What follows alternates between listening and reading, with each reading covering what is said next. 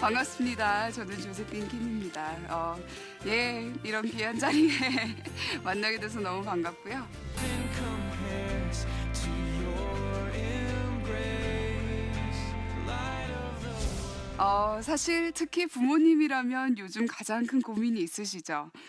특히 이런 굉장히 막 죄악도 많고 참 어려움이 많은 세상에서 우리 아이들을 어떻게 하면 좀 건강한 아이들로 키울 수 있을까?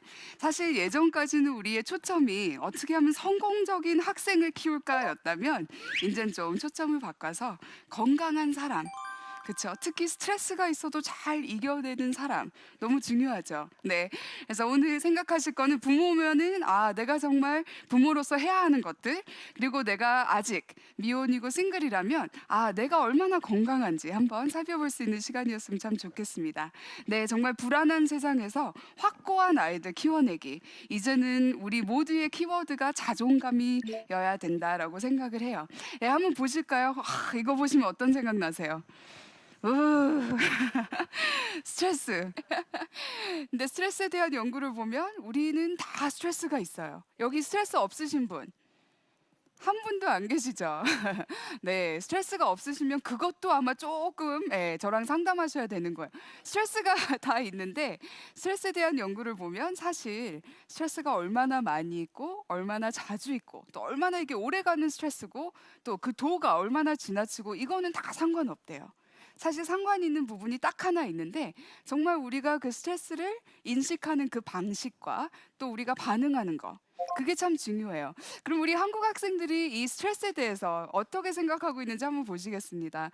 한번 이 컨퍼런스를 하면서 아이들과 이제 상담 통해 이런 활동을 한 적이 있어요. 한국인이라고 제가 큰 도화지에 이렇게 써놓고 생각나는 대로 느끼는 대로 한번 적어보자라는 그런 활동을 했었는데 이렇게 쓰기 시작했어요. 완벽주의자들. 완벽을 항상 추구하기 때문에 참 불만족하다. 사실 완벽이라는 건 없는데 없는 걸 자꾸 쫓아가면 불만족하겠죠. 또 무슨 말을 했을까요? 압박이 심하다. 무슨 압박이 심할까요? 그냥 늘 해야 돼가 아니라 늘 최고여야 되는 거예요. 무조건 1등. 요즘은 100점만 맞고 와도 부모님이 안 좋아하신다며요. 너 혼자 100점 맞았어? 그러니까 혼자 무조건 최고로 잘해야 돼요. 또 보실까요? 압박이 심하니까 뭐든지 맨날 해야 되니까 잠이 부족하다. 뿐만 아니라 일에 대한 지나침, 정말 그 열심, 그리고 항상 공부를 해야 되고 항상 일을 해야 되고 그리고 정말 항상 심한 경쟁심이 많다. 누구보다 더 잘해야 되는 거. 진짜 내가 1등을 하기 위해서 내 답을 다 가려야 되고 같이 누구랑 공부하면 절대로 안 돼요. 걔가 나보다 더 잘하면 안 되거든요. 또 보실까요? 외모에 대한 평가와 치장이 굉장히 심각한데 저도 정말 한국에 처음 왔을 때 쇼크가 되는 일이 있었어요. 제가 처음 들은 말이 뭐냐면 참 건강하다. 그래서 저는 이 한국어를 잘 못하기 때문에 그냥 내가 건강한가 보다. 있는 그대로 받아들였어요. 근데 좀 살다 보니까 그거의 진실된 그 뜻을 알게 된 거예요. 무슨 뜻이죠? 뚱뚱하다라는 뜻이에요. 와, 깜짝 놀랐어요. 왜 놀랐냐면 어떻게 처음 만나는 사람한테 나를 알지도 못하는데 처음 보는 사람이 저에게 아무렇지도 않게 그런 말을 한다는 거예요. 한번 생각해 보세요. 우리는 서로에게 아무 생각 없이 내뱉는 그런 말들이 얼마나 상처가 많이 되는지. 왜 그럴 때 있잖아요. 열심히 여드름이 나서 열심히 가리고 왔는데 어머 여기 뭐 났네? 꼭 지적하는 사람이 있어요. 이거 다 뭐죠? 스트레스예요. 외모에 대한 평가와 치장이 심하니까 가식도 굉장히 심하다. 가식이 심하니까 신뢰를 못한다. 믿지 못한다. 근데 참 재미있는 거는 이 초록색 사인펜을 가지고 있었던 학생이 여기저기 돌아다니면서 쓴 말이 뭐냐면요. 뭐죠? 스트레스. 이것도 스트레스고 저것도 스트레스고. 아이고가 맞아요. 스트레스가 너무너무 많은 거예요. 이 학생들에게는 이 모든 것들이 스트레스로 느껴지는 거. 근데 정말 이 자존감이 높은 학생들은 보니까 스트레스가 있어도 반응이 긍정적이에요. 잘 이겨낼 수 있어요. 이 자존감이라는 게 그럼 무엇을 의미를 할까요? 나 있는 그대로 행복한 사람, 내 자신을 받아들일 수 있는 사람, 나의 강점과 약점을 둘 다 받아들이는 거예요. 참 이 하버드에서 가르치다 보면 정말 멋있는 학생들이 있어요. 누구냐면은 학기가 끝난 다음에 저를 찾아와요. 교수님, 저를 한 학기 동안 살펴보셨죠? 네, 그랬죠. 그러면 교수님께서 보실 때 저에게 부족한 점들을 좀 지적해 주세요. 라고 얘기를 해요. 이거 자존감이 낮으면 절대로 이런 질문 못 해요. 왠지 아시죠? 자존감 낮은 사람들은 자기의 약점이 드러날까 봐 어떻게 하죠? 다 감춰요. 감추고 그거 하나를 감추기 위해서 엄청난 노력을 해요. 근데 이 학생들은 이 속사람이 탄탄하다 보니까, 이 키워드 자존감이 탄탄하다 보니까 자기의 약점도 괜찮은 거예요. 그거를 그대로 받아들이고 내가 이거를 더 발전시키기 위해서 그런 피드백을 달라는 거예요. 저에게 제발 좀 얘기해 주세요. 저에게 부족한 점들. 근데 그런 친구들에게 한 학기 동안 봤을 때 뭐 부족한 점이 없는 것 같은데, 그럼 막 화내요. 화를 내면서 교수님이 이렇게 얘기해 주시면 저에게 도움되는 게 없어요. 그러면서 솔직하게, 진솔하게, 투명하게 얘기해 달라는 거예요. 진짜 뭐가 높은 거죠? 자존감, 자기의 약점이 있어도 그거 가지고 흔들리지 않는 이 오뚜기의 힘. 또 상담을 하다 보면 사실 두 가지 학생들이 있는 것 같아요. 정말 환경은 너무너무 좋아요. 생긴 것도 예쁘고 잘생겼어요. 똑똑해요. 집에 백도 좋아요. 부모님 돈도 많으세요. 그런 좋은 환경에서 컸는데 왜 한 번 넘어지고 쓰러지면 일어나지를 못할까요? 그 반면에 정말 인간적으로 봤을 때 뭐가 하나 잘 되는 게 없는 학생들이 있어요. 정말 생긴 것도 그저 그렇고 그렇게 똑똑한 것도 아니고 집안 배경도 그렇게 좋지 않아요.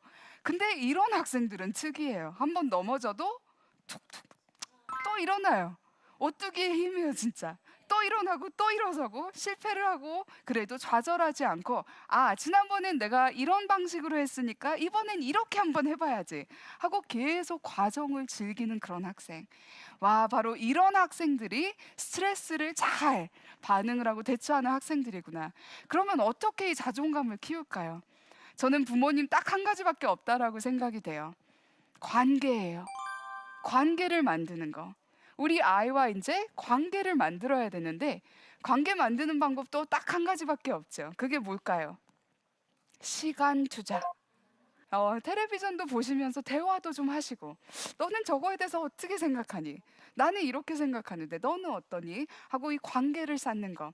여기 한번 보실까요? 우리는 기본적으로 필요한 것들이 있어요. 감정적으로 필요한 것들이 있는데 뭐죠? 첫 번째는 누군가 나를 사랑해 주는 걸 원해요. 있는 그대로. 근데 이게 문제예요. 하나님은 우리를 있는 그대로 받아주시고 사랑해 주시는데, 우리 인간들은, 특히 부모들은 조건적인 사랑을 많이 해요. 그게 어떻게 생긴 사랑이죠? 너 이렇게 하면 좋은 딸, 이렇게 안 하면 내 아들 아니야! 하고 잘라버리는. 참 우리 한국 부모님의 특징이 있어요. 학생이, 아이가 뭐를 잘해가지고 집에 왔을 때 칭찬을 해주시는 방식이 뭔지 아시죠? 다음엔 더 잘할 수 있어. 이거야말로 정말 스트레스 쌓여요. 이번에도 잘했는데 칭찬하신다는 말씀이 다음에는 더 잘할 수 있다라는 거. 일단 이것부터 인정하고 넘어가자 이거죠. 일단 이것부터 받아주시고, 정말 인정해 주시고, 있는 그대로 사랑해 주는 거. 있는 그대로 나의 가치를 알아주시고, 인정해 주시고, 받아주시는 거. 어딘가 속하고 싶은 마음. 이거는 우리 다 똑같이 있는 필요들이에요. 근데 이게 안 되면 이제 뭐가 생길까요? 앵걸 신드롬이라고 나와 있는데요. 이건 바로 우리 한국에 제가 나올 때마다 여기저기서 막 클리닉이 생기는데, 무슨 클리닉이죠? 화병 클리닉. 이 기본적인 나를 누군가 있는 그대로 받아주지 않고 인정해주지 않고, 어딘가 내가 여기에 속해 있구나 하고 그 아이덴티티가 없을 때는 화병이 생겨요. 화병은 뭐에서 오는 거죠? 이 한, 스트레스와 한, 그리고 화예요. 진짜 화예요. 내가 이렇게 했는데 왜 알아주는 사람이 없을까? 왜 인정 안 해줄까? 별거 아닌 것 같지만 이분이 나를 위해서 해주신 거를 인정했을 때 뭐가 안 온다고요? 화병이요. 근데 안타까운 게 이제는 주부님들뿐만 아니라 누가 화병에 시달리고 있을까요? 여기 계신 젊은 학생들, 우리 아이들이 화병이 그렇게 심각하다라는 거예요. 네, 조건적인 사랑 때문에 100점 맞으면 최고, 반에서 몇 등 꼴찌. 아휴, 너 때문에 내가 교회를 못 나가. 이 고개를 들고 다닐 수가 없어. 이런 거는 조건적인 사랑이에요. 있는 그대로 받아주는 게 아니라. 참 쿨한 어떤 아버님이 계셨어요. 학생 중에 거기까지 와가지고 F 학점을 받은 거예요.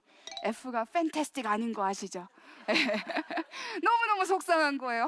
이거 누구한테 좀 얘기를 해야 되는데 누구한테 내가 좀 얘기를 할까? 창피해서 얘기를 못 하는 거예요. 근데 그때 자기가 떠올린 한 분이 계셨어요. 누구였을까요? 아버지. 자기 아버지. 다들 엄마요 하시는데 아버지가 생각났다는 거예요. 그래서 아버지께 전화를 드리면서 아버지, 내가 여기까지 와서 F를 받았어요. 어떻게 하면 좋죠? 이 아버님이 굉장히 쿨하신데 허허허 웃으시면서 인젠 더 내려가고 싶어도 못 내려가네 하시면서 다음엔 반드시 할 수 있을 거다 라고 신뢰를 해주시는 거예요. 정말 이 아이들은요, 자기 자신에 대해서 한 가지밖에 몰라요. 우리는 우리 자신에 대해서 한 가지밖에 모르는데 그건 뭐냐면 내 주변에 있는 나를 위해서, 그쵸? 보살펴 주시는 사람들에게 반사돼서 비춰지는 나의 모습. 그러니까 아무리 내가 혼자서 난 괜찮은 사람이야, 난 이거 해낼 수 있어, 난 행복한 사람이야 했는데 계속 그 거울에 비춰지는 모습이 아유 네 꼬라지가 늘 그렇지, 이런 메시지가 계속, 모습이 계속 비춰지면 나는 아무리 괜찮은 사람이다라고 했어도 어떻게 생각하게 되는 거죠? 그게 나의 모습이 돼버리는 거예요. 그걸 보고 나를 알 수 있는 거예요. 이러니 사실 아이들의 자존감보다 누구의 자존감이 중요할까요? 부모의 자존감이 너무너무 중요한 거예요. 네, 정말 낮은 자존감, 이 악순환이 너무 큰 문제가 되고 있는데 알고 보니까 딸들은 특히 엄마의 자존감 그대로 받아내는 거예요. 남자 학생들은 특히 아버지의 자존감을 싹 되물림 받는 거예요. 더 특이한 거는 낮은 자존감의 그 부모, 아이들과 의사소통을 하는데 어떤 방식으로 의사소통을 할까 하고 알아보니까 모욕적인 말을 계속 하신다는 거예요. 자기가, 그쵸? 불만이 많고 해피하지 않으니까 자꾸 모든 게 다 불만스러운 거예요. 그래서 아이들에게도 모욕적인 말, 모욕적인 말이라면 뭐가 있을까요? 에휴, 너만 없었으면 내가 잘 살았을 텐데. 세상에. 근데 그런 말 가끔씩 혹 나올 수 있어요. 내가 해피하지 않으면. 또 아니면은 너는 해봤자 안 돼. 아예 하지 마. 시도도 하지 마. 시간 낭비야. 이런 사람의 인격을 팍팍 깎아내리는, 이거는 굉장히 모욕적인 말이에요. 우리 정말 이 언어 습관, 특히 교회 안에서 믿는 분들 가정 안에서 이 언어 습관을 고쳐야 되겠는데, 특히 이 부정적인 말, 아직도 이것밖에 안 했어. 부정적인 말이 몇 개나 들어가죠? 3개나. 굉장히 부정적인 언어를 쓴다 이거예요. 바로 이 낮은 자존감이 모욕적인 말을 하시는 부모 밑에 자라는 아이들은 자존감이 높을까요, 낮을까요? 당연하게 낮겠죠. 이 부모와 간단한 애착 관계가 안 돼서 정말 뭐든지 그 공허함을 채워내려는 그런 아이들이 많이 있어요. 내가 누군지 이 안사람이 탄탄하고 건강하지 않으면 평생 뭐를 한다고요? 외부적인 것으로 그거를 채우려고 해요. 요즘 어린아이들에게는 그게 브랜드 있는 뭐 옷, 이런 거일 수 있어요. 아니면 새로 나온 스마트폰, 그게 자기의 정체성이 되는 거예요. 그게 자기를 의미한다라고 생각하는 거예요. 아니면 또 나타나는 게 있는데 이 완벽주의라는 거. 내가 조금이라도 더 완벽하면 우리 엄마가 나를 좀 사랑해 주시지 않으실까? 내가 조금만 더 완벽하면 우리 아버지가 나에게 더 따뜻하게 해주시지 않으실까? 나 있는 그대로를 받아본 적이 없으니까, 사랑 받아본 적이 없으니까 계속 노력을 하는 거예요. 이 그림 보이시죠? 어떤 아이가 낙서를 하면서까지 자를 가지고 낙서를 해요. 낙서도 완벽해야 된다는 거예요. 잔디를 깎아도 믿지 못하고 가서 가위로 또 다시 한번 자르는 이런 완벽주의. 근데 웬일이에요? 우리 한국 사람들이 이 완벽주의에 시달리고 있다는 거예요. 완벽주의는 반드시 속이 비어 있을 때 자꾸 외부적인 것으로 나를 채우려고 하는 거예요. 알고 보니까 정말 불안과 우울증에 떨고 있는 우리 학생들이 너무 많고, 시험 전에 너무 긴장도가 높아서 화장실에 가서 토하거나 설사하는 우리 학생들이 너무 많다는 거예요. 안타까우시죠? 이 아시안 페일이라는 말을 들어보신 적이 있는지 모르시겠어요. 미국에서는 굉장히 유명한 말이고 한국에서도 우리 젊은 아이들 많이 알고 있어요. 아시안 페일이 도대체 뭡니까? 상담을 하고 있는데 학생들이 자기는 아시안 페일이 너무 싫대요. 도대체 이게 뭘까 하고 물어봤어요. 자기네가 만들어낸 그 단어가 아니라 미국 아이들이 만들어낸 단어인데 시험을 본 다음에 한국 아이한테 와서 헤이 시험 잘 봤냐고 물어본대요. 그럼 우리 한국 아이들은 무조건 실패했다, 페일했다라고 얘기를 한다는 거예요. 그러면 처음에 이제 미국 아이들이 얘가 F 학점을 받았나 보다 하고 갔는데 알고 보니까 97점, 96점. 이제는 미국 아이들이 요령이 생겨서 너가 진짜 페일했냐, 아시안 페일했냐 하고 물어본다는 거예요. 기준이 다르다는 거예요. 그래서 제가 또 궁금했어요. 그러면 이 아시안 페일이라는 기준이 도대체 뭘까요? 98점 미만이 다 아시안 페일. 이게 무슨 뜻일까요? 우리가 너무 결과에, 너무 점수에, 너무 이 학점에, 그쵸? 이거에 너무 포커스를 맞추다 보면 그 과정 이런 거 다 중요하게 여기지 않아요. 사실 그래서 우리 한국 아이들 참 잘하는 거 있죠. 컨닝. 그 결과 얻기 위해서 방법은 상관없다 이거예요. 과정을 다 무시하기 때문에 늘 그 결과만 위해서 이렇게 살고 있다는 거죠. 또 내 속 자신이 이 속 안사람이 텅 비어 있을 때 또 외부로 추구하려고 하는 것이 있어요. 여기 보이시죠? 섭식장애. 어떤 아이가 굉장히 음식을 먹은 지가 굉장히 오래됐어요. 점심 때 뭐 먹었냐 하면 종이를 먹었대요. 노트북 찢어서. 아니면 상추잎 한 가지. 그래서 물어봤어요. 몸이 이렇게 힘든데 너 조금 있으면 입원까지 해야 될 건데 왜 자꾸 그러니? 이 어머니께서 말 실수하신 거 그것 때문에 이 섭식장애가 왔어요. 안 그래도 속사람이 비실비실한데 그 상황에 이런 말을 들으면 이제 심각하게 되는 거예요. 무슨 말이었을까요? 조금 있으면 우리 가족 사진을 찍어야 되는데 너가 5kg 안 빼면 안 찍는다는 거예요. 평생 남는 사진 너 때문에 망칠 수 없다 이거예요. 이것도 뭐죠? 조건적인 사랑이 살 빼면 예쁜 딸이고 안 그러면 자랑스럽지 않은 딸인 거예요. 이러다 보니까 이 학생이 그것 때문에 안 그래도 속사람이 텅 비어 있는데 그런 충격적인 말을 듣고 섭식장애가 굉장히 심각해졌어요. 또 이런 학생들에게 왜 그렇게 이것 때문에 시달리니 하고 물어보면 자기가 컨트롤할 수 있는 게 하나도 없다라고 얘기를 해요. 입으로 들어가고 나오는 것밖에 컨트롤을 못한다는 거예요. 왜? 누가 다 컨트롤하죠? 어떡하죠? 부모님이 다 해주시니까 자기도 뭔가 좀 해보고 싶은데 그럼 부모님 정말 이 힘들고 어려운 스트레스 많은 세상에서 우리 아이들을 잘 키워내려면 일단 관계가 중요한데 무조건 조건적인 사랑이 아니라 완전한 사랑 너무 중요한데 방법이 더 중요한 거예요. 옛날에는 아버지께서 아침 일찍 나가셔서 밤 늦게까지 일하고 오시면 제 세대까지만 해도 나를 위해서 저렇게 열심히 일하시는구나. 내가 더 열심히 해야지. 나중에 효도해야지. 막 이랬거든요. 요즘 아이들에게 물어보면 뭐라 그러는지 아세요? 자기가 일하는 게 좋은가 보죠. 이렇게 얘기를 해요. 요즘 아이들에게는 이게 먹혀 들어가는 방식이에요. 사랑의 표현이 아니에요. 아이들은요 요즘 뭐가 필요하냐면 듣기를 원해요. 내가 너 사랑한다. 내가 정말 너가 보고 싶었다. 나 너 너무 자랑스럽다. 이런 말을 듣길 원한다 이거죠. 사실 요즘 아이들은 직선적으로 얘기하는 이 문화가 와 있기 때문에 뭐가 점점 없어지죠? 눈치가 점점 없어져요. 왜냐하면 요즘 세대 문화는 직선적으로 얘기를 하고 속 안에 있는 거를 바로 얘기를 해버리는 문화예요. 근데 우리까지만 해도 사실 그냥 눈치껏 살았거든요. 근데 요즘 아이들은 눈치가 점점 없어지기 때문에 뭐가 필요하다고요? 이 언어로 표현해 주시는 거. 마지막으로 어떤 세미나에 있었던 일을 말씀을 드리고 끝낼게요. 한 아버님께서 방 안에 계시고 다 청소년 아이들이었어요. 남자 여자 아이들, 고등학생들. 근데 그 남자분이 누구셨냐면 담당하시는 간사님이셨어요. 근데 아버님이셨어요. 아이들에게 2시간 동안 세미나를 하면서 우리 부모님의 세대를 우리가 이해해야 된다. 그리고 우리가 부모님한테 원하는 것들을 먼저 보여드려야 된다. 막 이러면서 이제 세미나를 끝냈어요.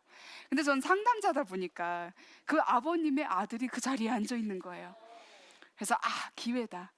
그 학생을 제가 앞으로 초대를 했어요. 학생, 기회예요. 아버지가 저기 앉아 계시는데 하고 싶은 말, 아버지께 드리고 싶은 말, 지금까지 못했던 말을 할 수 있는 기회예요 하고 마이크를 딱 줬어요. 이 학생이 마이크를 딱 잡는데 갑자기 이러는 거예요. 근데 부모님 아셔야 돼요. 특히 고등학교 남자 학생이 이러고 있으면 뭔지 아시죠? 뭐죠? 우는 거예요. 우는 거예요. 근데 그 모습을 본 그 방이 꽉 차 있었는데 그 모습을 본 다른 남자 학생들은 어떻게 했을까요? 그 모습을 보는 이 여자 학생들은 또 어떻게 했을까요? 하면서도 막 다 우는 거예요. 진짜 순식간에 우는 아주 울음바다가 됐어요, 이 방이. 근데 이 학생이 계속 이러고 있는 거예요. 말을 못 해요. 몇 분이 지났는데 드디어 딱 한마디를 계속 반복해서 얘기하는 걸 제가 봤어요. 그게 뭐였냐면, 알아요. 아버지 알아요. 제가 알아요. 저는 뒤에서 아니 뭘 아는데 좀 얘기 좀 하지. 계속 알아요. 답답하잖아요. 뭐를 아는 걸까? 드디어 한 10분, 15분이 지났는데 한다는 얘기가, 아버지 알아요. 왜 아버지가 일찍 나가셔서 밤 늦게까지 못 들어오시는지 제가 알아요. 그래서 왜 저랑 시간을 같이 많이 못 하시는지 제가 알아요. 그래서 알아요. 계속 그 말만 하는 거예요. 근데 갑자기 거기 앉아 계셨던 그 아버님 한 분이 막 달려오시는 거예요. 저 사실 무서웠어요. 조금 시골틱한 분이셨거든요. 덩치도 굉장히. 근데 갑자기 마이크를 딱 잡으시더니 아이들에게, 니네 부모가 없으니까 내가 대표로 얘기를 하겠는데, 그래 이놈아, 가슴을 막 치시면서, 그래 너가 내 마음을 드디어 알겠다니 너무 고맙구나. 막 그러시면서 이 굉장히 우락부락하게 생기신 아버님이 엉엉 우는 모습을 제가 본 적이 있어요. 네, 여기 계신 분들 진짜 변화라는 건 가능하고 또 마음은 같은데 이 세대 문화가 너무 다르다 보니까 우리가 방식을 이제 조금만 아이들에게 맞춰서 하신다면은 정말 흔들리는 세상 안에서도 단단하게 클 수 있는 아이로 확실하게 키울 수 있습니다. 감사합니다.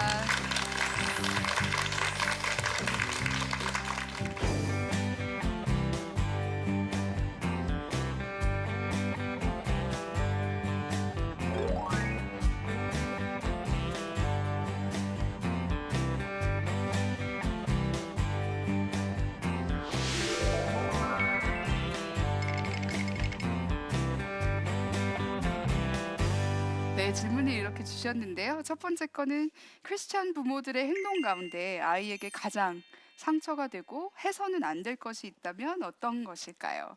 네, 특히 그 일반 부모님들보다 교회 열심히 다니시고 정말 신앙생활 잘하시는 분들이 가끔씩은 더 상처를 주시는 모습들이 종종 보이는데요. 가장 해서는 안 될 것 중에 하나는 저는 그건 것 같아요. 어떤 아이가 저를 찾아오면서 이런 말을 했어요. 선생님, 우리 엄마는 교회만 가면 완전 딴 사람이에요. 그러니까 목소리까지 변한다는 거예요. 저기 계신 분 맞아 그러셨어요.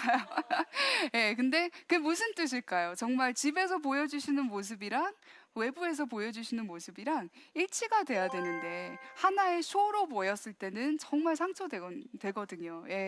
사실 저도 목사님 딸이지만 목사님 자녀 중에 진짜 삐딱하게 나가는 친구들 많이 있어요.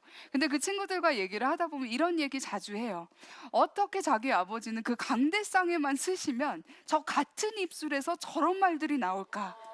이해가 안 간다는 거예요. 예, 이게 무슨 뜻이죠? 집에서 하시는 말씀들이나 이런 행동과 너무 다르다 이거죠. 이거는 정말 특히 신앙에 있어서 너무 큰 상처가 되는 거를 제가 많이 보고요. 두 번째가 있다면 특히 이 학대라는 거, 학대를 인해 정말 상처 입은 우리 친구들이 요즘 굉장히 많이 사실 상담을 찾고 있는데, 이 학대라는 거는 정말 몸에 상처가 나고 다른 부분에 상처가 날 수도 있지만 이 마음의 학대 때문에 오는 그 상처는 진짜 평생 가요. 그래서 특히 크리스천 부모님들은 정말 이 성경책으로 말씀을 가르쳐 주시고 세워 주시고 지지해 주시는 게 너무너무 필요한 것 같습니다. 네, 두 번째 질문은요. 나의 자존감이 아이에게 그대로 이어진다는 것이 두렵습니다. 네, 저도 두려워요. 우선 부모로서 나의 자존감을 높이고 싶은데 너무 늦은 건 아닐까요? 어떻게 해야 될까요? 네, 참 감사한 거는 우리는 항상 발전시키고 있는 게 사람이에요. 사람은 항상 발전이 가능하고 변화도 가능하거든요. 내가 사실 그거를 위해서 얼마나 노력하느냐, 이거에 달린 거예요. 그래서 내가 자존감이 낮다라고 생각이 되시는 분들은 일단 왜 이렇게 낮게 자존감이 자리 잡았는지, 누가 어떻게 나에게 그런 상처를 줬는지, 이거를 정확하게 집어가지고 넘어갈 필요가 있어요.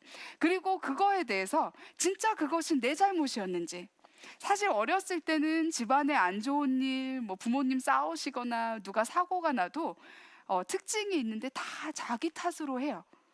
나 때문에 그런 거 아닌가, 내가 조금 더 잘했으면은 우리 부모님이 저러지 않으셨을 텐데, 뭐 이런 식으로 생각을 하기 때문에 만약 내가 어린 마음에 그렇게 받아들였다면 어른으로서 나의 어렸던 모습을 좀 격려를 해주시면서 그런 일이 있었던 거는 너의 잘못이 아니다, 그쵸? 그리고 가끔씩은 진짜 스스로 너 진짜 이거 잘했다, 열심히 했다, 야 내가 봐도 너 이거 정말 열심히 노력을 했는데 이런 성과가 있었구나 하고 스스로 인정하실 필요도 있어요.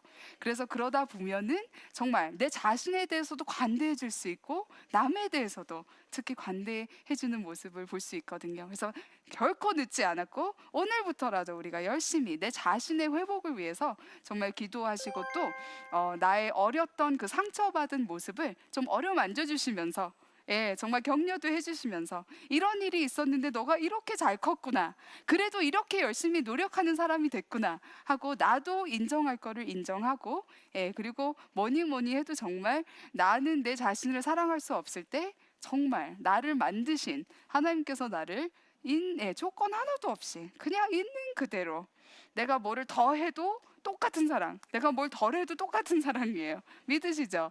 네, 그 사랑을 완전하게 느끼실 수 있으셨으면 좋겠습니다. 네, 감사합니다.